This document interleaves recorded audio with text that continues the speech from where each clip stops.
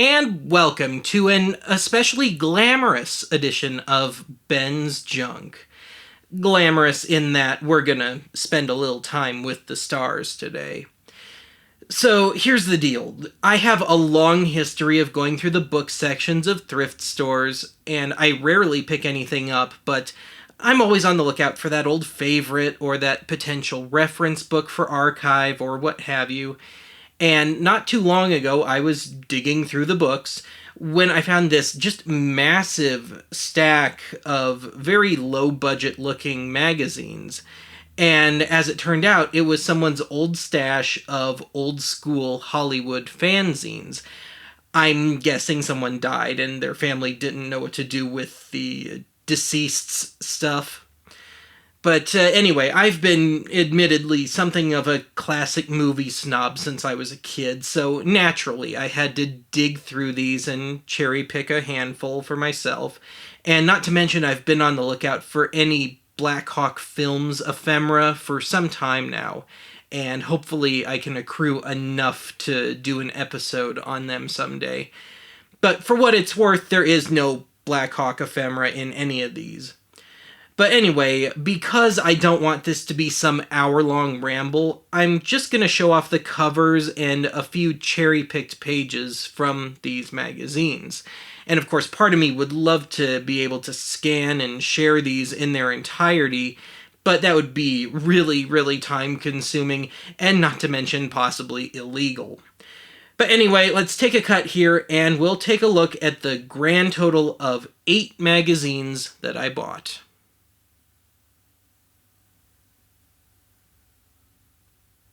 And the award for worst acronym goes to Spurned Vac Radio Magazine. Spurned Vac equaling Society to Preserve and Encourage Radio Drama, Variety, and Comedy. Now, as best as I can tell, this was only put out once or twice a year, and this is the 1979/80 edition. I'm guessing it's for late 79 and early 80. And 2 things about this caught my attention. One was an article about a guest appearance that Mae West did on a major radio show on a major network in 1937. And it was a comedy sketch that she sat in on, and a very innuendo-heavy one. And it was hot enough, I guess, that it provoked enough people in that it got her, apparently, according to this, banned from American radio until 1970. So that's 33 years. And a bunch of the stations that ran it, even though it was a network show and they didn't really have a whole lot of control, a lot of individual stations got fined for, I guess, guilt by association. But aside from that, the other thing that really caught my attention was it seems like there was an awful lot of selling and reselling and renting and tape trading going on in the old-time radio fan community, and largely still on open reel at the time, as opposed to cassette. But anyway, the name of the person whose address appears on a lot of, I guess what are now my magazines that I'm not going to show, obviously. It's in here, but he's credited as the cassette librarian. So I guess he had some pretty good ties to the overall, shall we say, nostalgia community at the time. But anyway, let's look at a few ads in here. So I mentioned things like tape trading and all. So we've got ads for professional mastering tape. And aside from that, there's this one kind of caught my attention, Burton Wilson. And I know it's going to be kind of tough to read, but you had to put in some pretty hefty minimum orders. So 4 hours for cassettes and 12 hours for reel-to-reel. And it wasn't exactly all that cheap, again, putting this into perspective of the time. And this just, I don't know what, I guess it was just a real hot thing at the time, at least for some people. I'm just hoping that if you actually ordered this, that say on reel to reel, that they weren't sticking it on there at 1 7/8 inches per second. But let's see, there was another one in here, and this is going to be a real toughie to read. So it's basically for tape lending and making custom tapes. A lot of these have to do with custom tapes. And yeah, it just really caught my attention. So anyway, let's move on to a different one here. This is the July 1980 issue of Rob Tucker's Memory Lane with Mae West on the cover, and I'm a total sucker for Mae West. And so I had to pick it up, and this, I wasn't quite sure when she died. I knew it was in the early 80s, but I guess this dropped just a few months before she died. And strangely enough, there's only a 2-page spread on her in here. But there is this pretty good article on Soupy Sales in here, who was on the comeback trail for the umpteenth time in the early 80s. I think he was pretty secure in his place in comedy history by then, but yeah. Otherwise, there's an ad in here that really caught my attention for a video store in Burbank, California, beautiful downtown Burbank. And I had to do a little digging on this because it just didn't seem right. A lot of these titles, I was kind of thinking, these were already on home video on VHS and Beta in 1980. But I did a little digging around, and it turns out, yes, they were, and these were totally legit. And even at discount, you're looking at, in 1980 dollars, $50 to $60 a pop. So think about that the next time you bitch about dropping $20 on a Blu-ray. But aside from that, one more ad in here that I would like to show if I can get to it. It's for Neil Lanigan autographs. And they seem to specialize in autographs of people that were already at the time 30, 40, 50 plus years gone. And I just cringe at the thought of putting that into perspective at this point. And now on to the technically 6 issues of The World of Yesterday that I picked up. And this is the debut issue from February of 1976. We got us another Mae West cover here. Last one, I promise. And these early issues are a little on the tiny side. As you'd kind of expect, there is an article on Mae West in here. And it's pretty much the whole magazine. And it's basically a rundown of her career prior to the movies. And again, there's just not really any room for anything else. I think we've got one ad in here for a book and a few notes from the editor and that sort of stuff, and that's it. So here's issue number 2 from the following month, March 1976.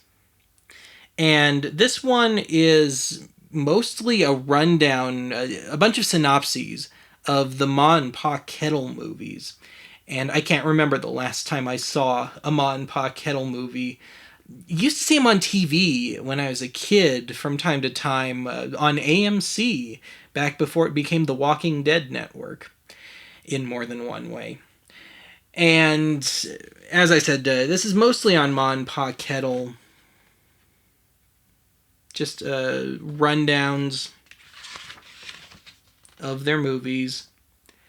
And aside from that, aside from a few book reviews and some notes from the editor, that's about it. Again, only one ad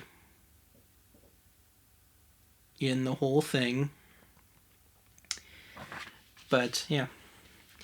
Now, fast forward to 1978, and The World of Yesterday has become a full-sized magazine, albeit not glossy, and it never does become glossy.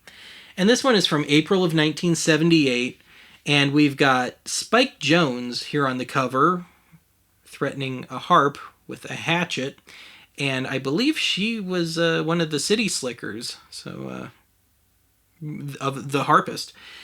But anyway, what prodded me into getting this one was back when I got my reel-to-reel deck working again, I was able to start going through the big backlog of tapes that I had accumulated and all, and one of those tapes was a really terrible dub of a Spike Jonze album.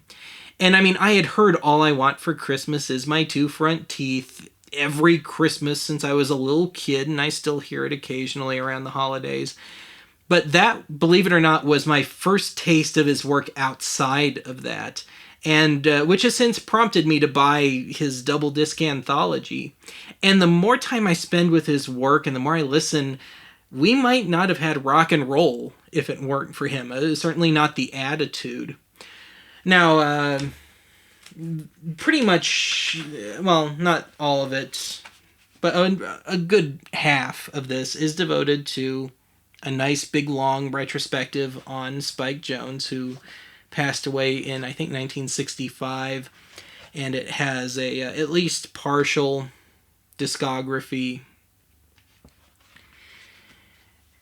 But I mentioned Black Hawk Films earlier, and let me see if I can't get to that. There is nothing on Black Hawk per se in here, certainly not from the company, but we do have this article on film collecting, 1978 style, and of course at the time truly film collecting as opposed to videotapes. And so that was kind of a cool read to see how it was still going down in the late 70s. But aside from that, there's a lot of ads and just period stuff in here. And when I say period, I mean 20s, 30s, 40s. So we've got an ad for a radio here from 1929. And we've got some radio listings from 1939 that is probably not going to be all that readable, but hopefully you can get something of an idea of the kind of stuff that was on the radio in 1939. And moving on, this is kind of the gem of the lot as far as I'm concerned. October 1978, and we've got Mel Blanc on the cover. And of course, Mel Blanc was the voice of so many cartoon characters. And pretty much the entire issue is devoted to this great, extended, in-depth interview with Mel himself. And it's a really fascinating read. And there's all sorts of little bits of trivia and just whatever happened to be on Mel's mind at the moment. And aside from that, there's some ads from when this name might not ring too many bells to our younger viewers, but The Nostalgia Merchant. Now, I had owned, I still have one of them. I've owned a couple of Laurel and Hardy reissues on VHS from The Nostalgia Merchant, but I didn't think they ever did anything besides VHS and beta, but I guess they were doing Super 8 sound and 16, and ooh, were they not cheap. Largely in the $150 to $200 range, plus some that go in upwards of, I think, $500 or $600. So, yeah, in 1978 dollars. But anyway, moving on. We're up to June of 1979 now, and we've got Harold Lloyd on the cover, issue number 22.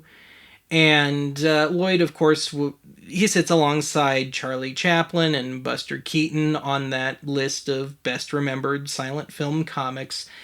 But the article on Lloyd in here focuses only on his talkies.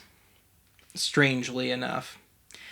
But of course, really anything on Harold Lloyd from this period is kind of special because Lloyd, when he was still alive, had mostly and willfully put his own work out of circulation from the 1950s on, and it stayed out of circulation until, geez, the early mid 2000s when it started to turn up on Turner Classic Movies and on DVD and in more recent years Blu-ray. But aside from that, we've got a nice little 2-page ad spread here for the Viewlux Model E 16mm projector. It has all the specs, but no price tag.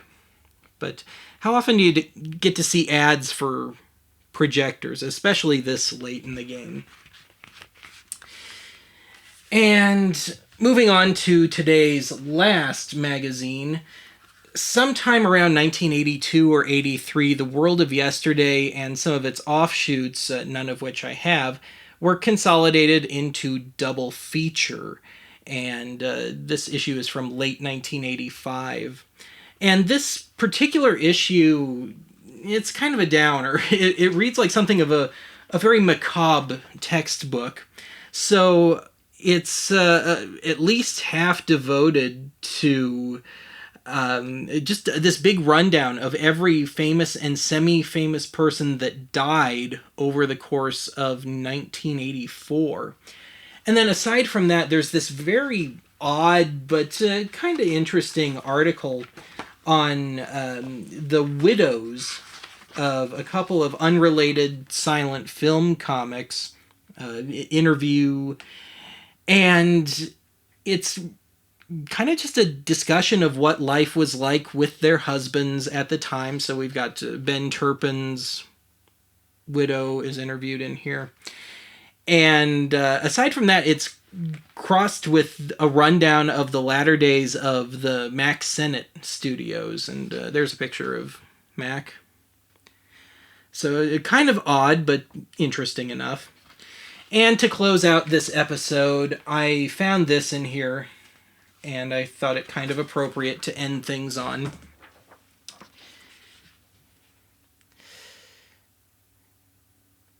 Unfortunately, there is no next issue for me, for my collection, unless I just happen to find a bunch more. But, yeah. And I have a feeling that this was it for him, because it was the most recent thing in that massive stack of magazines. But anyway, that's just about it for today. Let me just throw something back into the shot here so you have something to look at. I want to give quick thanks to Paul Garucki, who is a quite prominent film preservationist and historian and just a nice guy. And I had no idea about these magazines per se at first. A Google search just wasn't bringing me much of anything. And being the only film historian that I even remotely know personally, we're Facebook friends, I asked him if he knew anything about these, and sure enough, he was able to give me a little rundown. But otherwise, that's it for today, and I hope you enjoyed this little detour from the usually more tech-driven Ben's Junks, and I will see you again soon.